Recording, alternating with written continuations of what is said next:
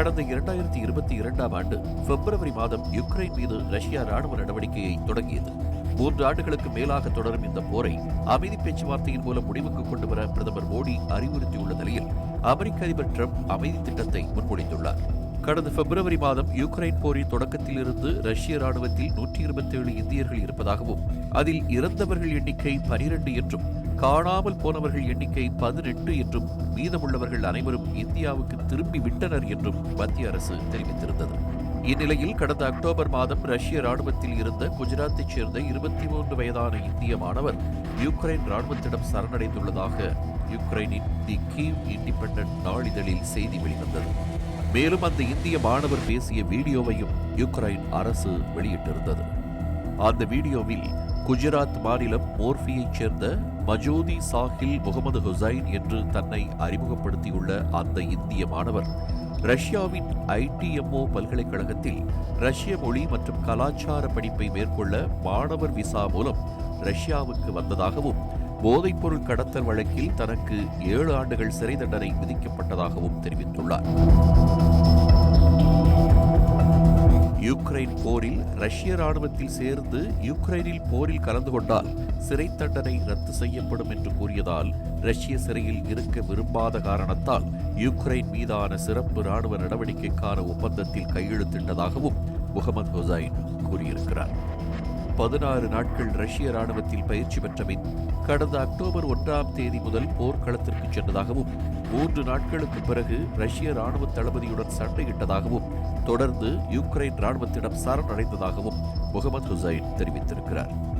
கைது செய்யப்பட்ட ஹுசைனை பேசச் சொல்லி யுக்ரைன் ராணுவமே இந்த வீடியோவை வெளியிட்டிருக்கிறது. அதே வீடியோவில் ரஷ்ய ராணுவத்தில் சேர்ந்தால் தனக்கு பண வெகுமதி உறுதியளிக்கப்பட்டதாகவும் ஆனால் கடைசி வரை பணத்தை தராமல் ஏமாற்றியதாகவும் கூறியிருக்கும் முகமது ஹுசைன் ரஷ்யாவுக்கு திரும்பிச் செல்ல விரும்பாததால் யுக்ரைன் ராணுவத்திடம் சரணடைந்ததாகவும் சிறைக்கு செல்ல தயாராக இருந்ததாகவும் கூறியுள்ளார்.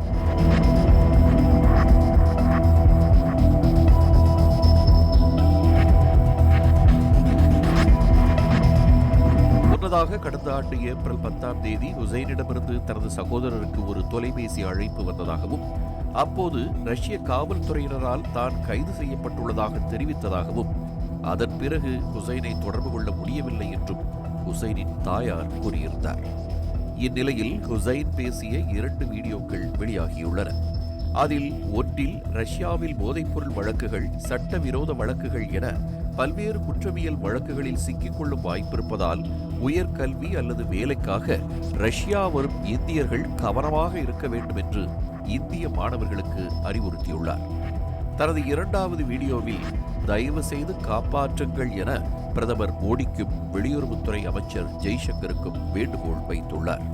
ஏற்கனவே ரஷ்ய ராணுவத்தில் சேர்வதற்கான எந்த ஒரு சலுகைகளையும் ஏற்க வேண்டாம் என்று மத்திய வெளியுறவுத்துறை செயலாளர் மிஸ்ரி எச்சரிக்கை விடுத்திருந்தார். மேலும் கட்டாயத்தின் பேரிலோ அல்லது பிற வழிகளிலோ ரஷ்ய ராணுவத்தில் சேர்ந்த இந்தியர்களை பத்திரமாக மீட்பதற்கான அனைத்து முயற்சிகளையும் மத்திய அரசு எடுத்து வருவதாக குறிப்பிட்டிருந்தார்.